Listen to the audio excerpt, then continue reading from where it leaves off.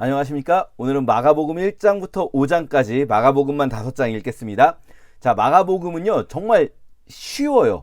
마가복음은 쉽고 재밌게 읽을 수 있습니다. 왜냐하면 마가복음 일단 분량이 짧기도 하고요.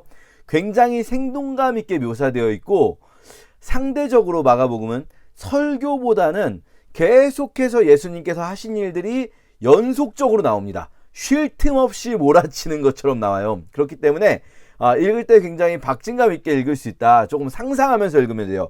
우리가 성경을 읽을 때 상상력을 쓰지 않고 그냥 이것이 까만 것이 그리고 하얀 것이 종이다 이러면은 이제 재미가 없고 다 똑같은 것 같은데, 이 말씀이 일어난 상황을 상상하면서 읽을 때 마가복음이 가장 우리의 상상력을 발휘하기에 적절하게 쓰여져 있다 라는 말씀 드리고요.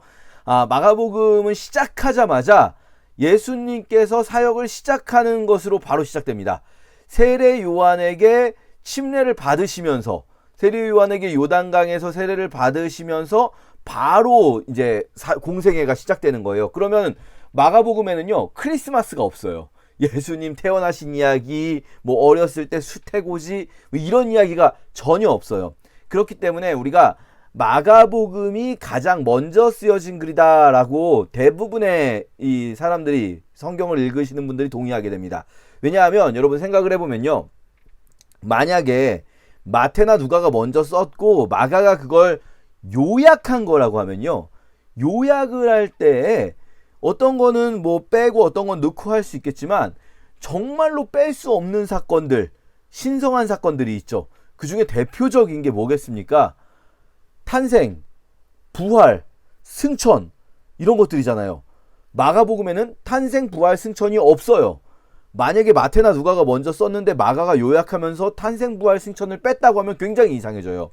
오히려 거꾸로 마가가 제일 먼저 쓰면서 마가는 일단 공생의 사역을 먼저 기록해야겠다, 이렇게 생각하고 마가가 공생의 사역을 기록한 것에, 그것을 보고 마태나 누가가 여기에 조금 더 더해야 될 내용이 있구나라고 해서 첨가했다라고 보는 것이 훨씬 더 자연스럽습니다. 뭐 그뿐만 아니라 사실 이게 그냥 단순히 마태나 누가가 마가를 보고 다시 쓴 수준이 아니라 마가복음을 이용해서 마가복음의 문장을 그대로 사용하면서 쓰거든요. 그래서 마가복음하고 마태복음, 누가복음 사이에 겹치는 구절들이 어마어마하게 많아요. 그냥 어느 정도 많은 게 아니라 마가복음이 전체 661구절로 되어 있거든요. 이 중에서 639절이 마태, 누가에 겹치는 구절들이에요. 그러니까 거의 다, 마가복음을 거의 다 마태와 누가가 사용을 하는데, 그런데 이게 문장이 똑같다는 이야기는 그걸 사용한 거예요. 어떻게 문장이 똑같을 수가 없어요. 그걸 그대로 사용하지 않으면. 우리가 인터넷에서 글을 퍼오지 않으면 문장이 완전히 동일할 수는 없어요. 한두 문장도 아니고 수백 문장이. 근데 이제 마가복음에서 마태복음이나 누가복음이 문장을 가지고 올 때 마가는 글을 제일 먼저 썼잖아요. 그리고 이 사람들이 글을 그리스어로 쓰고 있거든요. 그런데 실제 사건은 그리스어로 일어난 사건이 아니에요. 그리고 마가는 그리스 사람이 아니에요. 이스라엘 사람이고, 실제 사건이 일어났을 때 이들이 사용한 언어는 이스라엘에서 당시에 쓰던 아람어라는 고대 시리아어예요. 그러면 마가가 그리스 사람은 아니지만 이스라엘 사람이지만 그리스어를 잘하는, 우리식으로 따지면 한국에 사는 한국 사람이지만 영어를 잘하는 사람이 영어로 썼다, 이런 느낌인 거예요, 말하자면. 그러면 잘 쓰긴 했겠지만 조금 더 적합한 어휘라는 게 있을 거잖아요. 마가의 글을 마태나 누가가 가지고 올 때 마가복음에서 조금 어휘가 상황에 약간 부적합하거나 혹은 어휘가 너무 쉽다, 뭐 예를 들면 붉은 옷 이렇게 되어 있다, 그러면 마태복음은 홍포라는 한 단어로 바꿔 쓰고 있어요. 이런 식으로 단어를 좀 더 수준 높은 단어로 바꿔 썼다면, 그러면은 그 수준 높은 단어를 쓴 쪽, 혹은 문법이 좀 더 자연스러운 문법을 쓴 쪽이 나중에 쓴 사람이겠죠.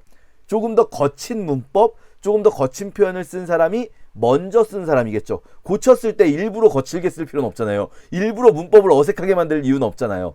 그러니까 마가가 먼저 썼고 그 다음에 마태와 누가가 썼겠구나라는 걸 우리 거의 읽으시는 분 대부분이 동의를 하고 있어요. 그리고 또 이런 부분도 있어요. 같은 사건을 묘사할 때는 마가복음이 제일 짧아요. 마가복음은 16장, 마태는 28장, 누가는 24장이지만 한 장 한 장이 길어서 사실은 마태복음 28장보다 누가복음 24장이 더 길어요. 마가복음은 16장 압도적으로 짧죠, 분량이. 그러니까 들어있는 사건 수도 훨씬 적어요. 대표적으로 아까 말씀드린 크리스마스 사건 같은 것도 없고.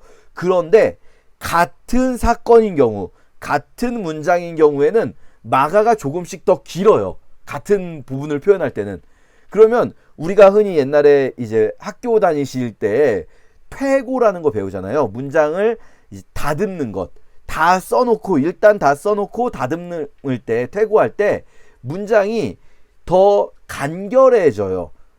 왜냐면 읽는 사람들이 읽기 편하도록 굳이 반복해서 쓸 필요 없는 단어들을 빼게 되고 이렇게 하면서 문장이 더 간결해진단 말이죠. 그러니까 마가가 같은 본문을 쓸 땐 더 길게 썼다는 거는 마가복음이 더 먼저 썼구나, 이런 내용이 되는 거예요. 그런데 또 이게 좋은 점은 뭐냐면, 길게 썼다는 건 어떤 부분이 있냐면요, 마태복음이나 누가복음은 핵심을 쏙쏙쏙 썼다면 정리해서, 마가는 약간 등장인물들의 감정이나 그 상황에서 굳이 본질적인 내용은 아니지만, 전달해야 할 메시지의 본질은 아니지만 등장인물들의 마음 상태, 이런 것들을 보여주는 표현들이 등장하게 돼요, 마가복음에서는.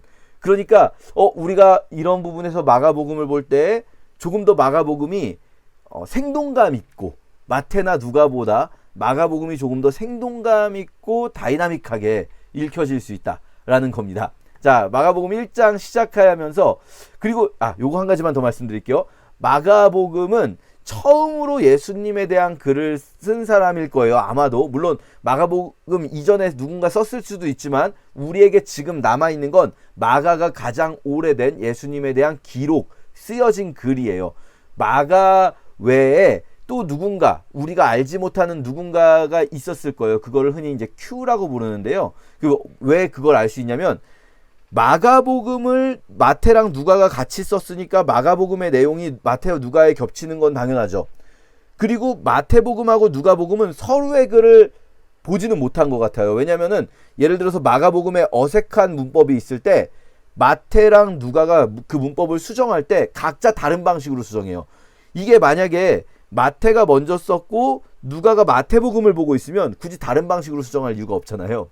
그리고 예를 들면 탄생 이야기 같은 경우도 마태복음에는 요셉 이야기가 나오죠. 그리고 요셉의 꿈 이야기가 나오는데 누가복음에는 마리아에게 수태고지하신 장면이 나와요.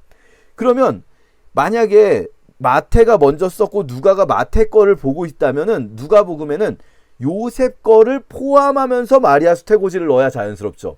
근데 마태복음엔 요셉의 꿈 이야기만 있고 누가복음엔 마리아의 수태고지만 있다면, 이거는 마태랑 누가는 서로의 글을 못 봤구나 라는 걸 우리가 또 추정해 볼 수가 있거든요. 그게 굉장히 자연스러운 생각입니다. 여러분 읽다 보면은 충분히 그건 느낄 수가 있어요. 근데 그러면은 마가복음의 내용을 같이 썼으니까 마가의 문장이 누가에도 있고 마태에도 있는 건 자연스러운데, 누가복음하고 마태복음에 마가복음에 없는 문장인데 문장이 겹치는 문장들이 있어요. 그 얘기는 뭐냐면 이거 또 다른 소스가 있었다는 거예요. 마가복음 외에 마가복음과 어쩌면 비슷한 시기에 또 다른 소스가 있었겠다. 그리고 그거를 마태와 누가는 둘 다 가지고 있는 거예요. 마태도 누가도 둘 다 마가복음과 또 다른 소스, 이 두 개를 가지고 거기에 더 첨가해서 쓰고 있는 건데, 그 또 다른 소스, 그러니까 쉽게 말해서 이거 어렵지 않습니다, 여러분. 마태복음하고 누가복음하고 같은 문장, 겹치는 문장들을 쫙 모아보는 거예요. 그럼 그 중에서 일부는 마가복음하고 겹치는 문장이니까 이건 마가복음을 보고 썼구나 하고 빼요. 그럼 남는 것들이 있어요. 마태하고 누가는 분명히 직접적으로 서로의 글을 보지는 못했는데 문장이 겹친다. 그럼 이 부분이 바로 공통의 소스를 본 거구나. 근데 이렇게 해놓고 모아보니까 그 공통의 소스에 해당하는 게 거의 다 예수님의 설교예요. 그럼 우리 상상해 볼 수 있는 거죠. 누군가 예수님의 설교를 받아 적은 일종의, 우리 여러분 중에도 그 주일 설교 들으실 때 필기하시는 분들 있잖아요. 예수님의 설교 필기를 남겨놓은 사람이 있었던 것 같아요. 그거를 마태와 누가는 사용하고 있어요. 그걸 우리가 이제 Q라고 자료라는 뜻이에요. 독일어로. Q라고 이제 부릅니다. 자, 어쨌든 마가는 처음으로 글을 쓰는데 예수님께서 하신 일을 어떻게 기록하면 좋을까? 시간 순서로 기록하려고 봤더니 예수님이 자꾸 갈릴리에 있는 집과 이 예루살렘을 왔다 갔다 하는 거예요. 계속. 그러니까 이거 너무 복잡해진다라고 느낀 거, 그건 제 추측입니다. 그냥 제 생각이에요. 너무 이게 왔다 갔다 하신다라고 생각한 것 같아요. 그래서 이걸 좀 단순화시킵니다. 기록하기 쉽게. 갈릴리에서의 사역을 앞부분에 기록하고요. 갈릴리에서 예루살렘으로 가는 길, 그리고 예루살렘에서의 사역을 맨 뒤에 기록해요.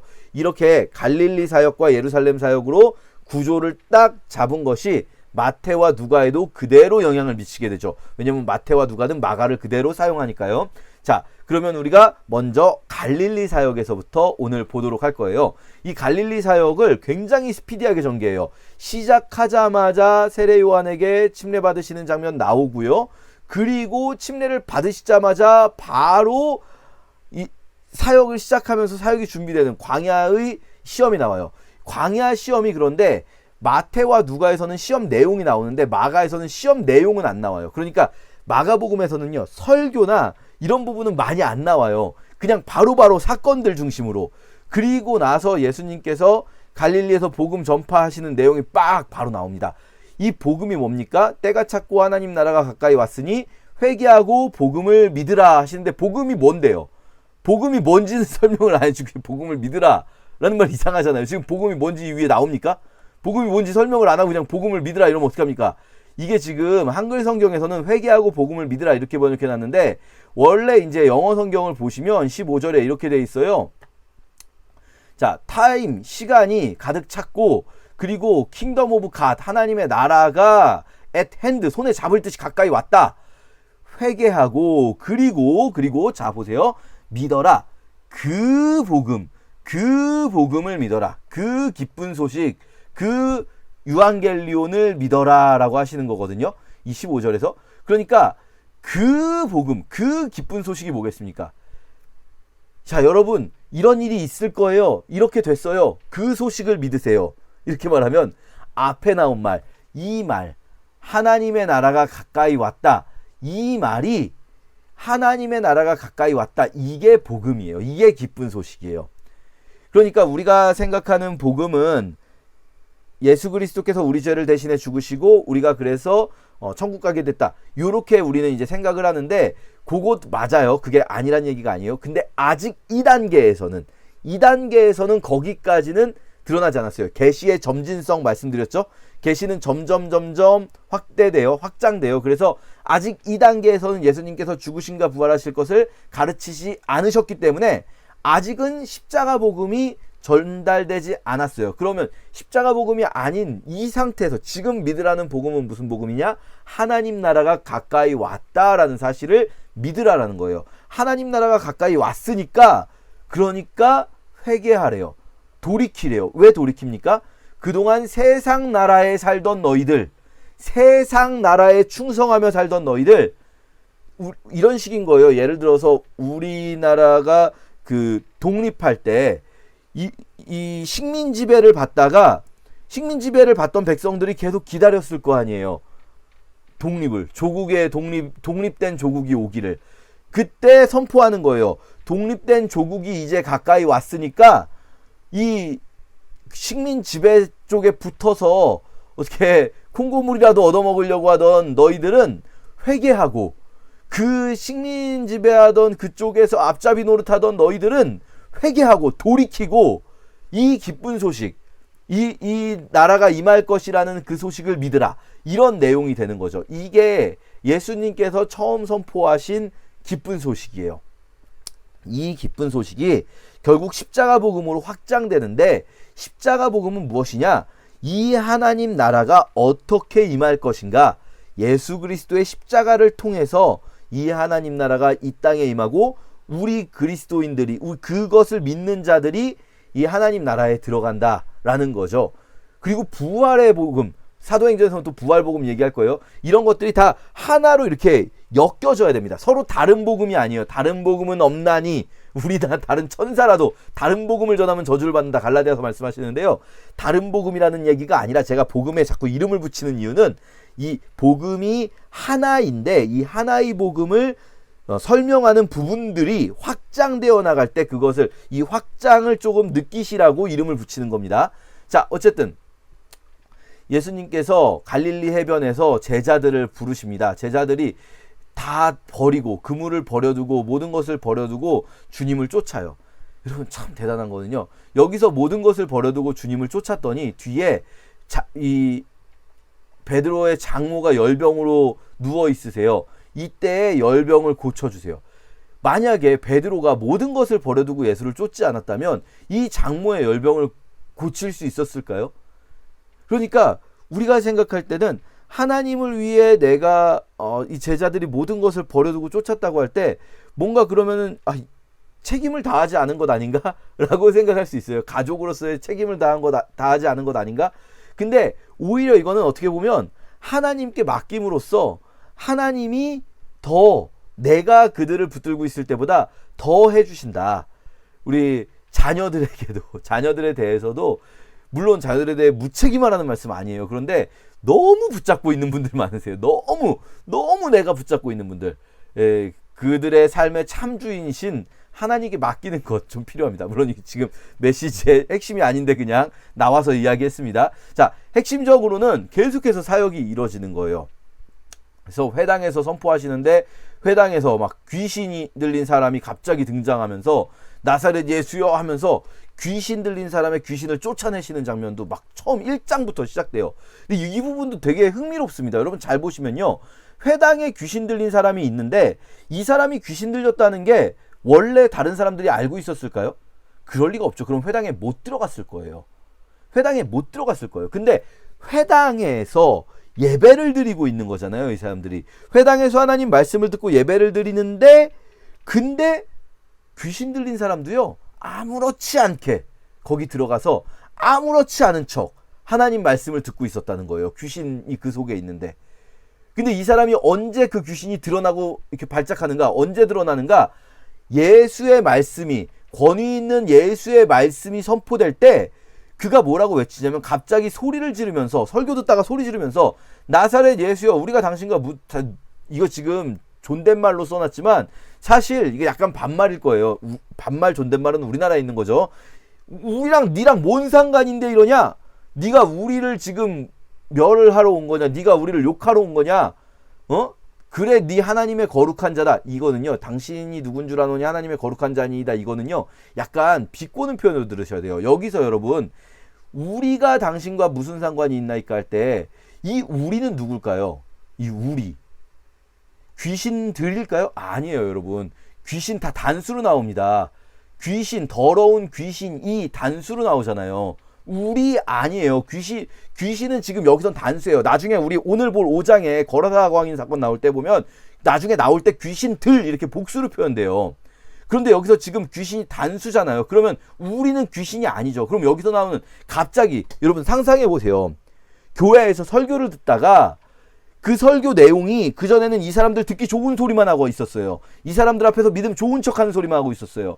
그런데 예수님께서 하시는 설교가 이 사람들이 듣기에 불편한 설교를 하는 거예요. 그럴 때 한 사람이 일어나서 우리랑 당신이랑 뭔 상관인데 당신 우리 욕하려고 온 거야? 당신 좋겠다. 당신 하나님의 아들이네 아주 그냥 거룩하네. 니만 거룩하네 아주 그냥 요렇게 했을 때 우리라는 건 듣고 있던 청중들을 갑자기 자기 편으로 얘기하는 거예요. 귀신이. 그러니까 여기까지도요. 사실 이 말할 때까지도 듣고 있던 그 청중들은 이 사람이 귀신 들렸다고 생각 못했을 거예요. 귀신 들렸다고 생각했으면 자기들이 쫓아냈을 겁니다. 귀신을 쫓아낸 게 아니라 여기 회당에서 그 사람을 쫓아냈겠죠. 자기들이. 귀신 들린 사람하고 같이 예배드리고 싶겠습니까?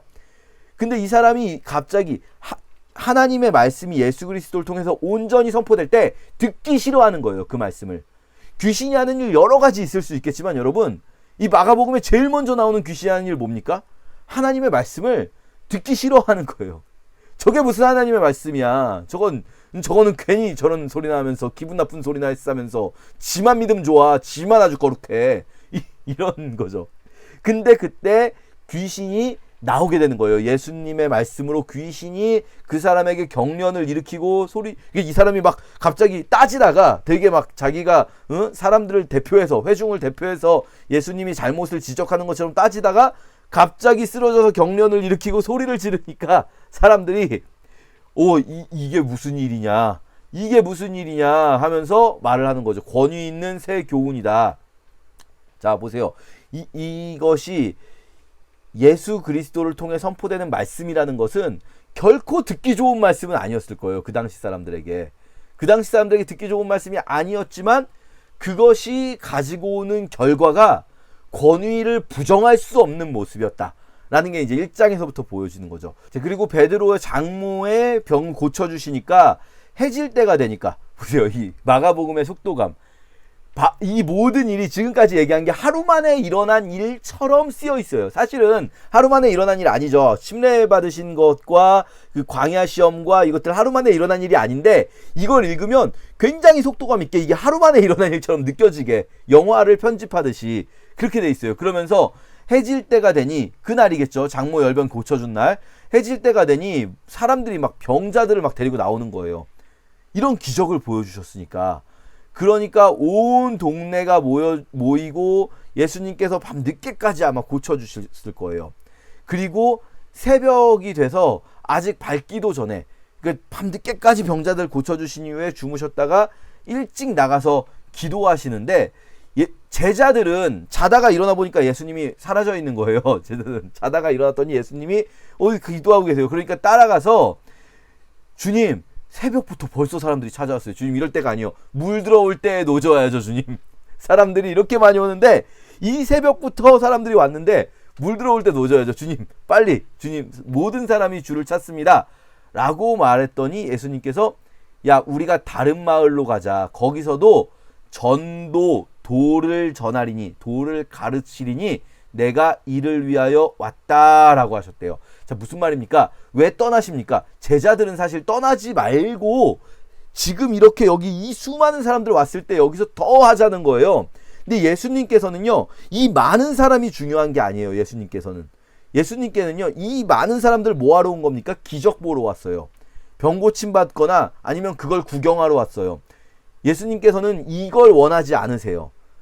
예수님께서 원하시는 것은 복음을 전하고자 하시는 거거든요. 근데 이 사람들은 지금 복음을 들으러 온 게 아니기 때문에 예수님께서 이제 떠나자. 나는 여기서는 전할 말을 어제 다 전했으니까, 회당에서 전하셨잖아요. 어제 회당에서 했으니까 다른 마을로 가서 거기서도 전도할 거다. 나는 이걸 위해서 왔다 하시면서 온 갈릴리 지역에 다니시면서 여러 회당에서 전도하셨다는 거예요. 그러니까 처음에 가버나움 회당에서 전도하시고, 그 다음에 갈릴리라는 그 지역 전체, 그 넓은 도시들, 여러 도시가 있는 그 넓은 지역에 돌아다니셨다. 순회하시면서 전도를 하셨다는 거죠. 그러다가 이런 사건도 있습니다. 나병 환자 치유해 주신 사건, 이런 표현들을 통해서 예수 그리스도의 사역의 시작이 널리 전파되었다. 이미 1장에서부터 예수님의 사역이 엄청나게 파워풀하게 선포되고 이미 많은 사람들에게 이것이 전달됐다. 이 1장에 나오는 거죠. 자, 그리고 이제 2장은 논쟁들이 연속됩니다. 2장에서도 똑같이 치료 사건이 나오는 것 같지만 치료 사건이 핵심이 아니에요. 중풍병자 치료 사건 사이에, 그 사이에 치료하시기 전에 죄사함 논쟁이 나와요. 그쵸? 죄사함 논쟁, 신성모독이다. 그러니까 중풍병자 치료하신 사건을 통해서 앞뒤로 중풍병자 이야기가 있는데, 그런데 그 사이에 신성모독 논쟁, 죄사함 논쟁을 넣음으로써 중풍병자 치료와 죄사함 사이에 이 의미상의 교차점을 강력하게 표현하는 거죠. 중풍병자, 자기가 스스로 못해서 누군가가 도와줘야 되잖아요. 죄사함이 그런 일이라는 거예요. 자, 그리고 논쟁이 계속됩니다. 중풍병자를 통해 죄사함의 논쟁이 있고요. 세리인 레위 사건, 세리인 레위, 이 레위가 이제 다른 이름으로 마태이기도 한 거예요. 세리인 레위를 제자로 부르시는 사건을 통해서 이번에는 죄인들과 밥 먹는 것. 왜 죄인들과 먹느냐 해서 죄인을 위해서 왔다라는 말씀. 그러니까 이 논쟁이 핵심이고요. 사건보다 논쟁이 핵심인데, 그 사건은 논쟁이 나오는 배경 맥락을 표현하기 위한 거고요. 그리고 그 논쟁에서 핵심은 예수님의 대답이 핵심이에요. 메시아께서, 그리스도께서는 죄인을 위해 오셨다. 그리고 요한의 제자들과 바리새인들 금식을 통해서 금식 논쟁, 그리고 마지막 안식일 논쟁까지 이렇게 논쟁들이 쭉 이어집니다.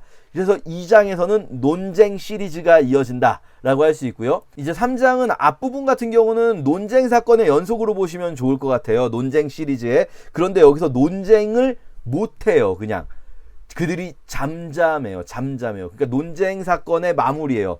그들은 이제 할 말이 없어졌어요. 논쟁에서 지면 어떻게 됩니까? 할 말이 없어지면. 논쟁에서 지면 수긍할까요? 아니죠. 어떻게 죽일까 의논했다. 이게 이제 바로 3장에서부터 이미 예수를 죽일 상황까지 쭉 이야기가 전개가 되는 거죠. 그래서 이 논쟁 시리즈의 이제 마지막 부분이 되겠고요. 3장 나머지 부분은 제자들을 부르는 부분들.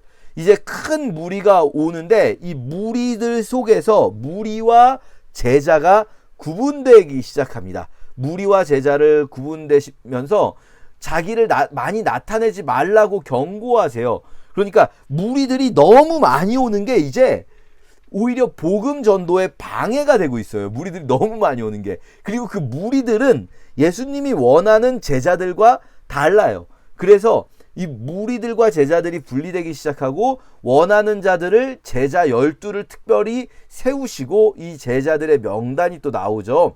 그리고 친족들이 등장하면서 마지막에 결국 이겁니다. 누가 내 형제 자매냐? 내 제자들 니네가 내 형제 자매다 라고 말씀하시는 거죠. 여러분, 우리가 제자라면, 근데 우리가 이제 다 제자인지 아닌지는 이렇게 함부로 말할 수는 있을 수 있지만 말이야 뭔들 못하겠습니까? 그런데 진짜 하나님이 제자로 인정해 주실지는 우리가 조금 이제 생각을 해볼 수 있어야 한다. 그냥 나왔다고 제자가 아닌 거예요. 무리들인 거예요. 무리들. 어쩌면 예수님은 이 무리들을 오히려 조금 약간 그만 왔으면 하는 그런, 왜냐하면 아니 예수님은 누구든지 오면 다 받아주시지 않습니까? 맞아요. 다 받아주세요. 하지만 그거는 예수님께 참 마음을 가지고 나오는 것을 이야기하는 거지, 그게 아니라 예수님께 참 마음을 가지고 나오면 누구든 받아주세요. 그런데 그게 아니라 그냥 막 구경하러 혹은 자기의 어떤 니즈를 채우러 이렇게 나오는 것을 달가워하시지 않아요. 오히려 제자들을 위해서 무리들과 떨어지는 장면들, 이런 것들을 우리가 보게 됩니다. 그러면서 이 제자들, 여러분과 제가 얼마나 영광스럽습니까? 여러분과 제가 예수님의 제자라면 우리는 예수님의 형제요, 자매요, 가족입니다. 우리가 예수님의 형제요, 자매라는 거예요. 이렇게 3장은 제자들에 관해서 제자들을 세우시고 제자가 누구인지 말씀해 주시고요. 4장은 이제 이 무리들과 제자들에게, 무리들이라고 해서 뭐 그렇다고 막 버리시는 게 아니라 이 무리들, 그러니까 무리라는 단어가 꼭 부정적으로만 쓰이진 않습니다. 이 경우엔 중립적으로 쓰인 거죠. 중립적으로 쓰일 때도 있고, 딴 때는 어떤 경우에는 조금 부정적으로 제자와 대조시켜서 쓸 때도 있어요. 그거는 맥락에 따라서 보시면 됩니다. 문맥에 따라서. 여기서는 이제 무리들이 모여 앉아 있는데, 많은 사람들이 있는데 거기서 말씀을 가르치시는 4장은 비유 시리즈.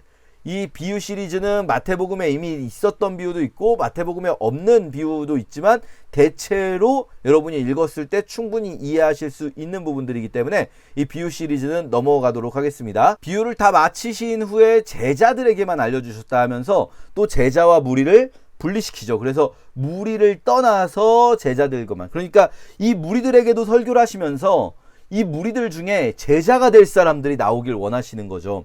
그런데 끝까지 무리로 남아있는 사람들은 떠나가시고 제자를 데리고 떠나가시죠. 가자 하시면서. 그리고 이제 4장 37절부터는 예수님의 권능 시리즈, 4장 5장, 그러니까 오늘 읽으시는 부분 1장의 예수님의 등장과 전체적인 이 뭐랄까요, 엄청난 파워풀한 사역들의 시작이고요. 2장의 논쟁 시리즈가 있고요. 3장 앞부분까지 이제 논쟁 시리즈 있다가 3장의 제자들, 그리고 4장의 비유들, 천국 가르침, 그리고 4장 뒷부분부터 5장까지 예수님의 권능인데, 첫 번째로 이 바람과 바다도 순종하는 권능, 그리고 그 다음에는 귀신도 순종하는 권능, 그 다음에는 질병도 순종하는 권능, 그리고 죽음까지도 순종하는 권능.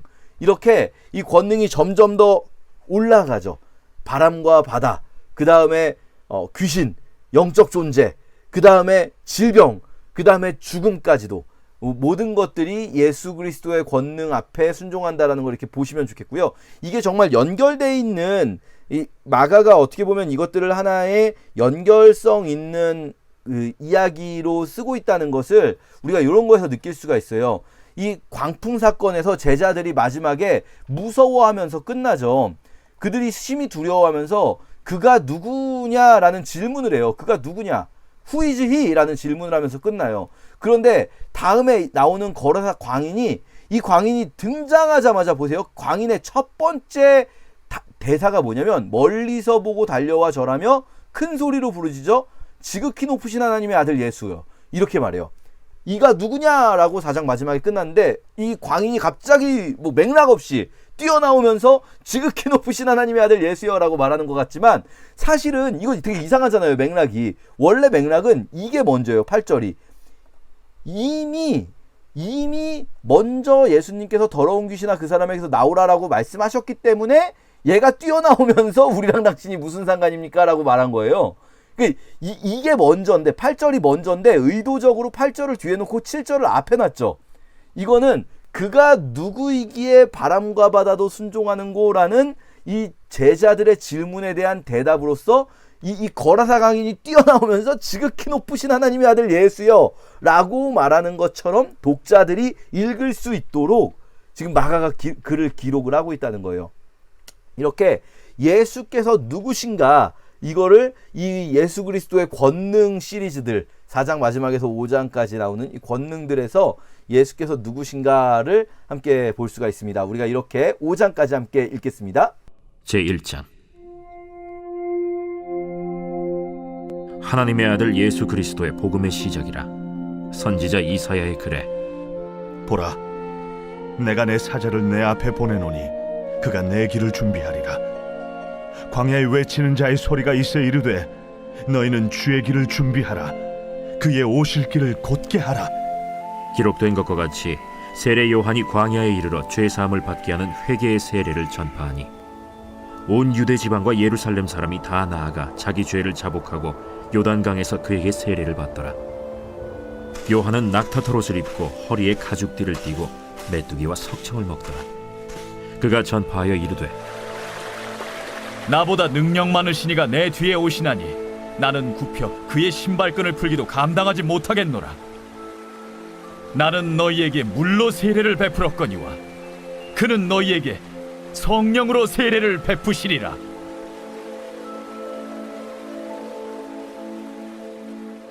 그때 예수께서 갈릴리 나사렛으로부터 와서 요단강에서 요한에게 세례를 받으시고 곧 물에서 올라오실세.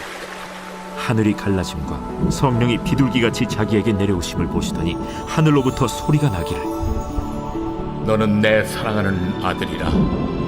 내가 너를 기뻐하노라. 성령이 곧 예수를 광야로 몰아내신지라. 광야에서 40일을 계시면서 사탄에게 시험을 받으시며 들짐승과 함께 계시니 천사들이 수종들더라. 요한이 잡힌 후 예수께서 갈릴리에 오셔서 하나님의 복음을 전파하여 때가 찼고 하나님의 나라가 가까이 왔으니 회개하고 복음을 믿으라.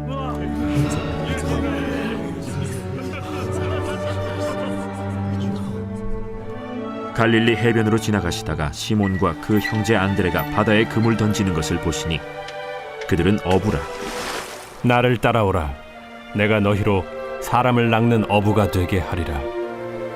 하시니 곧 그물을 버려두고 따르니라. 조금 더 가시다가 세베대의 아들 야고보와 그 형제 요한을 보시니 그들도 배에 있어 그물을 깁는데 곧 부르시니 그 아버지 세베대를 품꾼들과 함께 배에 버려두고 예수를 따라가니라. 그들이 가버나움에 들어가니라. 예수께서 곧 안식일에 회당에 들어가 가르치시매 무사람이 그의 교훈에 놀라니 이는 그가 가르치시는 것이 권위 있는 자와 같고 서기관들과 같이 아니함일러라. 마침 그들의 회당에 더러운 귀신 들린 사람이 있어 소리질러 이르되 나사렛 예수여, 우리가 당신과 무슨 상관이 있나이까? 우리를 멸하러 왔나이까? 나는 당신이 누구인 줄 아노니 하나님의 거룩한 자니이다. 잠잠하고 그 사람에게서 나오라.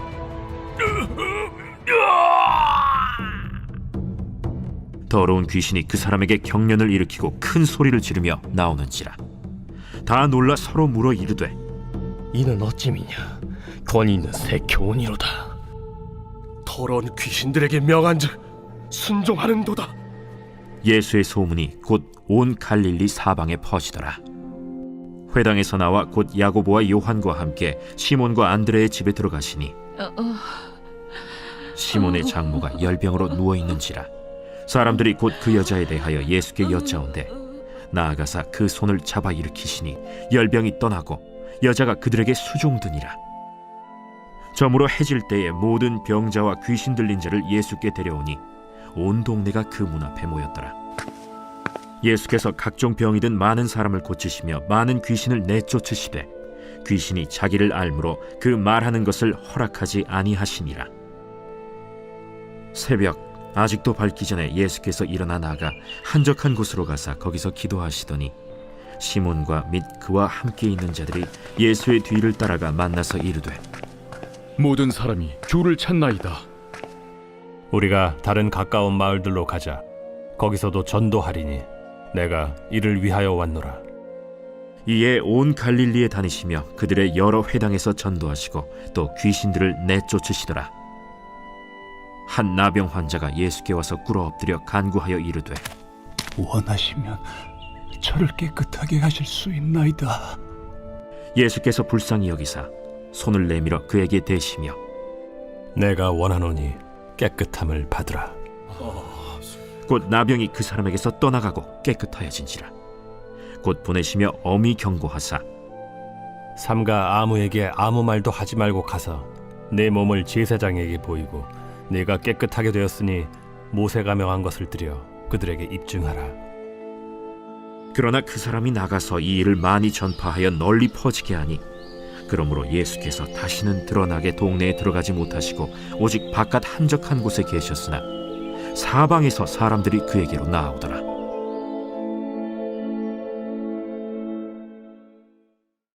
제2장. 수일 후에 예수께서 다시 가버나움에 들어가시니 집에 계시다는 소문이 들린지라 많은 사람이 모여서 문 앞까지도 들어설 자리가 없게 되었는데 예수께서 그들에게 도를 말씀하시더니 사람들이 한 중풍병자를 4사람에게 메워가지고 예수께로 올세 무리들 때문에 예수께 데려갈 수 없으므로 그 계신 곳에 지붕을 뜯어 구멍을 내고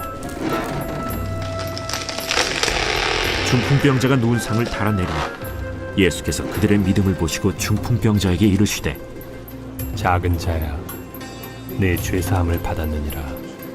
어떤 서기관들이 거기 앉아서 마음에 생각하기를, 이 사람이 어찌 이렇게 말하는가? 신성 모독이로다. 오직 하나님 한 분 외에는 누가 능히 죄를 사하겠느냐? 그들이 속으로 이렇게 생각하는 줄을 예수께서 곧 중심에 아시고 어찌하여 이것을 마음에 생각하느냐? 중풍병자에게 네 죄사함을 받았느니라 하는 말과 일어나 네 상을 가지고 걸어가라 하는 말 중에서 어느 것이 쉽겠느냐? 그러나 인자가 땅에서 죄를 사하는 권세가 있는 줄을 너희로 알게 하려 하노라. 하시고 중풍병자에게 말씀하시되, 내가 네게 이르노니 일어나 네 상을 가지고 집으로 가라. 그가 일어나 곧 상을 가지고 모든 사람 앞에서 나가거늘 그들이 다 놀라 하나님께 영광을 돌리며 우리가 이런 일을 도무지 보지 못하였다.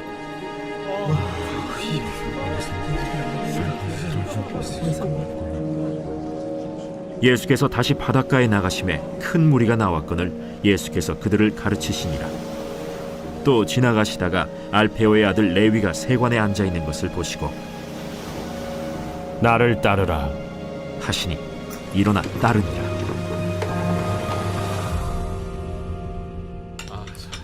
그의 집에 앉아 잡수실 때에 많은 세리와 죄인들이 예수와 그의 제자들과 함께 앉았으니 이는 그러한 사람들이 많이 있어서 예수를 따름이러라. 바리새인의 서기관들이 예수께서 죄인 및 세리들과 함께 잡수시는 것을 보고 그의 제자들에게 어찌하여 세림이 죄인들과 함께 먹는가? 예수께서 들으시고 그들에게 이르시되 건강한 자에게는 의사가 쓸데없고 병든 자에게라야 쓸데있느니라.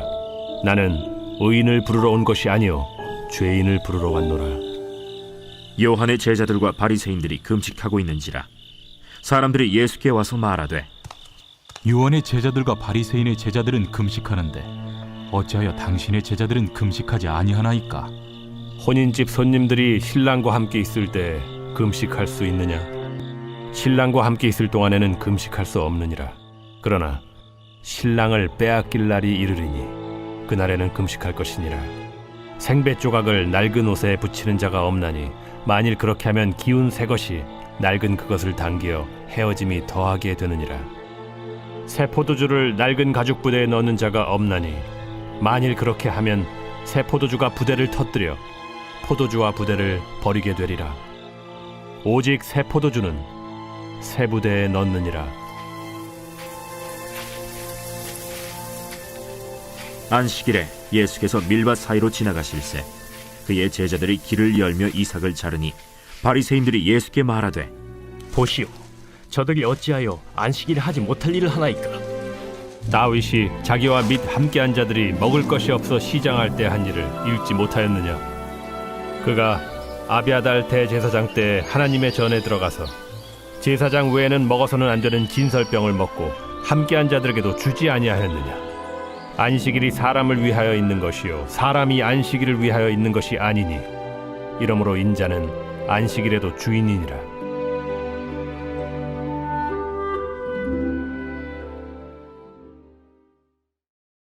제3장 예수께서 다시 회당에 들어가시니 한쪽 손 마른 사람이 거기 있는지라.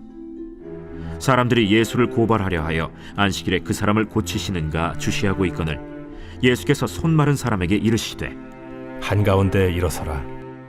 안식일에 선을 행하는 것과 악을 행하는 것, 생명을 구하는 것과 죽이는 것, 어느 것이 옳으냐? 그들이 잠잠하거늘 그들의 마음이 완악함을 탄식하사 노하심으로 그들을 둘러보시고 그 사람에게 내 손을 내밀라. 내밀매 그 손이 회복되었더라. 바리새인들이 나가서 곧 헤롯 당과 함께 어떻게 하여 예수를 죽일까 의논하니라.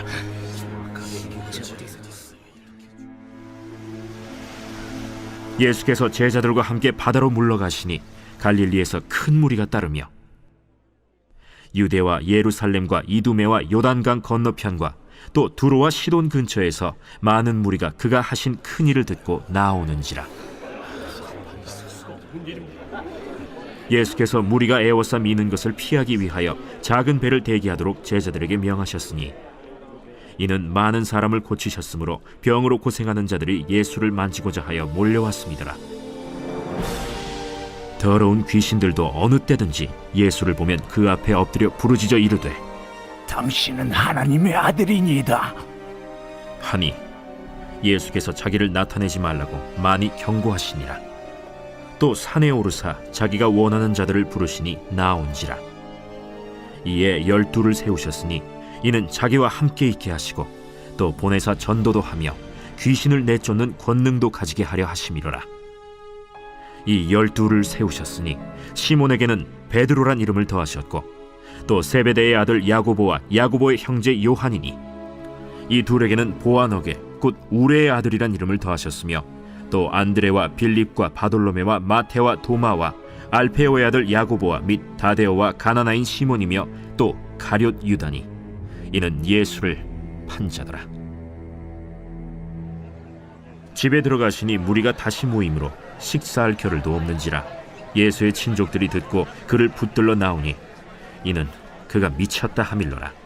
예루살렘에서 내려온 서기관들은 그가 바알세불이 집혔다 하며 또 귀신의 왕을 힘입어 귀신을 쫓아낸다 하니 예수께서 그들을 불러다가 비유로 말씀하시되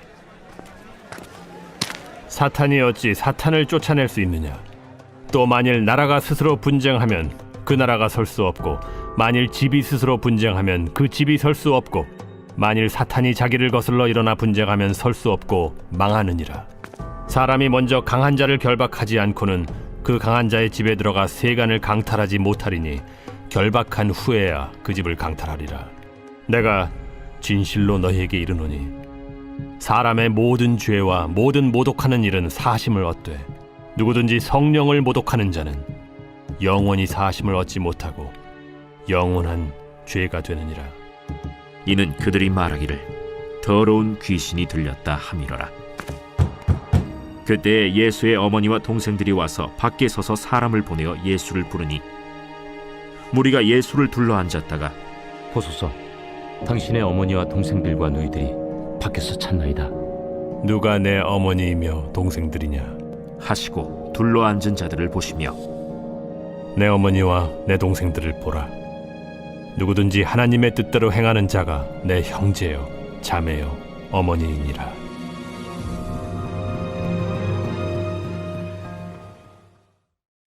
제4장.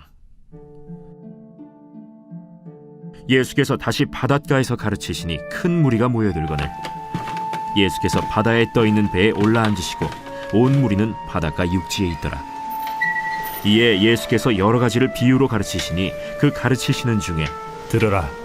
씨를 뿌리는 자가 뿌리러 나가서 뿌릴새 더러는 길가에 떨어짐에 새들이 와서 먹어버렸고 더러는 흙이 얕은 돌밭에 떨어짐에 흙이 깊지 아니하므로 곧 싹이 나오나 해가 돋은 후에 타서 뿌리가 없으므로 말랐고 더러는 가시떨기에 떨어짐에 가시가 자라 기운을 막음으로 결실하지 못하였고 더러는 좋은 땅에 떨어짐에 자라 무성하여 결실하였으니 30배나 60배나 100배가 되었느니라. 들을 귀 있는 자는 들으라. 예수께서 홀로 계실 때 함께한 사람들이 12 제자와 더불어 그 비유들에 대하여 물으니 하나님 나라의 비밀을 너희에게는 주었으나 외인에게는 모든 것을 비유로 하나니 이는 그들로 보기는 보아도 알지 못하며 듣기는 들어도 깨닫지 못하게 하여 돌이켜 죄사함을 얻지 못하게 하려 함이라. 너희가 이 비유를 알지 못할진대 어떻게 모든 비유를 알겠느냐? 뿌리는 자는 말씀을 뿌리는 것이라.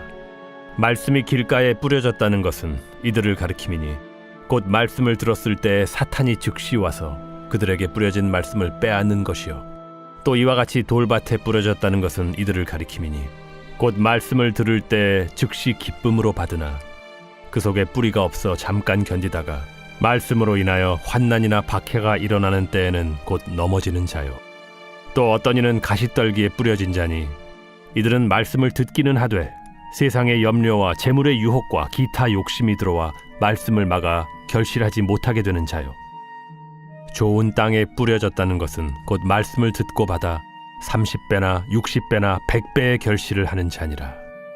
사람이 등불을 가져오는 것은 말 아래나 평상 아래 두려 함이냐 등경 위에 두려 함이 아니냐.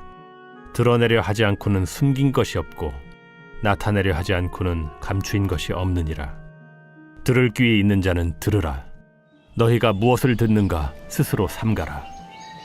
너희의 헤아리는 그 헤아림으로 너희가 헤아림을 받을 것이며 더 받으리니 있는 자는 받을 것이요 없는 자는 그 있는 것까지도 빼앗기리라. 하나님의 나라는 사람이 씨를 땅에 뿌림과 같으니 그가 밤낮 자고 깨고 하는 중에 씨가 나서 자라되 어떻게 그리 되는지를 알지 못하느니라. 땅이 스스로 열매를 맺되 처음에는 싹이요 다음에는 이삭이요 그 다음에는 이삭의 충실한 곡식이라. 열매가 익으면 곧 낫을 대나니 이는 추수 때가 이르렀음이라. 우리가 하나님의 나라를 어떻게 비교하며 또 무슨 비유로 나타낼까? 겨자씨 한 알과 같으니 땅에 심길 때에는 땅 위의 모든 씨보다 작은 것이로되 심긴 후에는 자라서 모든 풀보다 커지며 큰 가지를 내나니 공중의 새들이 그 그늘에 깃들일 만큼 되느니라. 예수께서 이러한 많은 비유로 그들이 알아들을 수 있는 대로 말씀을 가르치시되 비유가 아니면 말씀하지 아니하시고 다만 혼자 계실 때에 그 제자들에게 모든 것을 해석하시더라. 그날 저물 때 제자들에게 이르시되 우리가 저편으로 건너가자. 그들이 무리를 떠나 예수를 배에 계신 그대로 모시고 가매 다른 배들도 함께 오더니 큰 광풍이 일어나며 물결이 배에 부딪혀 들어와 배에 가득하게 되었더라. 예수께서는 고물에서 베개를 베고 주무시더니 제자들이 깨우며 이르되 선생님이여, 우리가 죽게 된 것을 돌보지 아니하시나이까? 예수께서 깨어 바람을 꾸짖으시며 바다더러 이르시되 잠잠하라, 고요하라. 하시니 바람이 그치고 아주 잔잔하여지더라. 이에 제자들에게 어찌하여 이렇게 무서워하느냐? 너희가 어찌 믿음이 없느냐? 하시니 그들이 심히 두려워하여 서로 말하되 그가 누구이기에 바람과 바다도 순종하는가?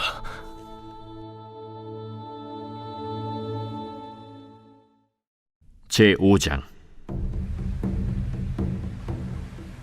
예수께서 바다 건너편 거라사인의 지방에 이르러 배에서 나오심에 곧 더러운 귀신 들린 사람이 무덤 사이에서 나와 예수를 만나니라. 그 사람은 무덤 사이에 거처하는데 이제는 아무도 그를 쇠사슬로도 맬 수 없게 되었으니 이는 여러 번 고랑과 쇠사슬에 매였어도 쇠사슬을 끊고 고랑을 깨뜨렸음이로라. 그리하여 아무도 그를 제어할 힘이 없는지라 밤낮 무덤 사이에서나 산에서나 늘 소리 지르며 돌로 자기의 몸을 해치고 있었더라. 그가 멀리서 예수를 보고 달려와 절하며 큰 소리로 부르짖어 지극히 높으신 하나님의 아들 예수여, 당신이 무슨 상관이 있나이까? 원하건대 하나님 앞에 맹세하고 나를 괴롭히지 마옵소서. 더러운 귀신아, 그 사람에게서 나오라. 내 이름이 무엇이냐? 내 이름은 군대니 우리가 많음이니이다 하고 자기를 그 지방에서 내보내지 마시기를 간구하더니 마침 거기 돼지의 큰 떼가 산 곁에서 먹고 있는지라. 이에 간구하여 우리를 돼지에게로 보내어 들어가게 하소서. 허락하신대 더러운 귀신들이 나와서 돼지에게로 들어가매 거의 2,000마리 되는 떼가 바다를 향하여 비탈로 내리다라 바다에서 몰사하거늘.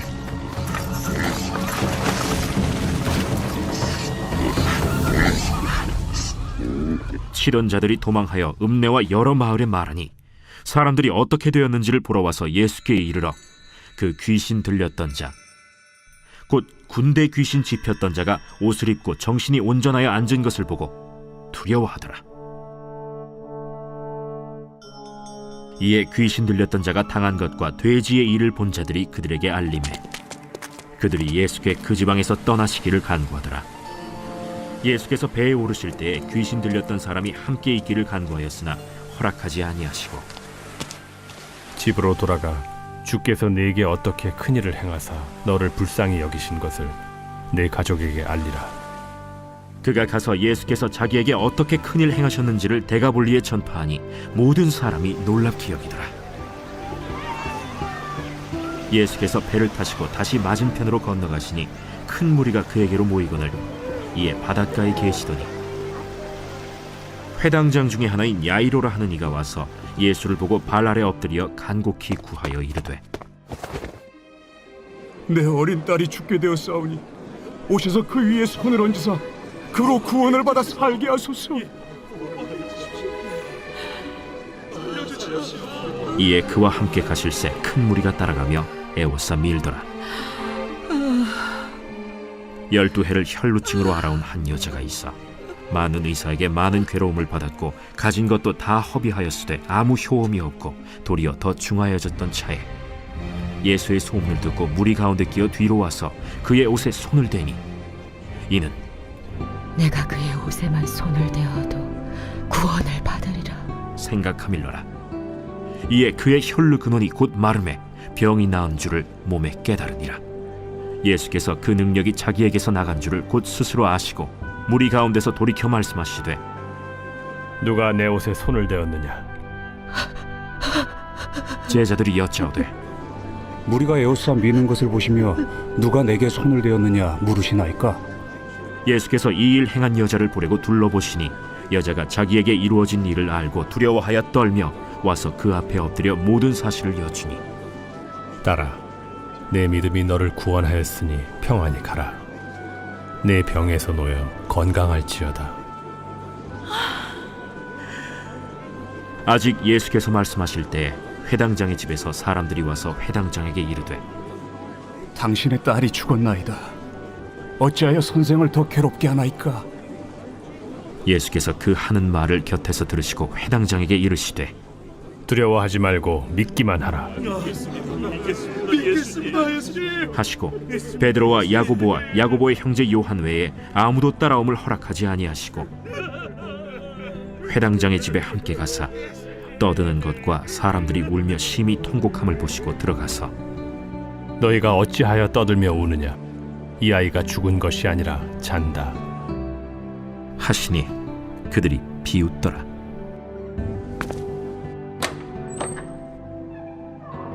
예수께서 그들을 다 내보내신 후에 아이의 부모와 또 자기와 함께한 자들을 데리시고 아이 있는 곳에 들어가사 그 아이의 손을 잡고 달리다고 번역하면 곧 내가 네게 말하노니 소녀야 일어나라.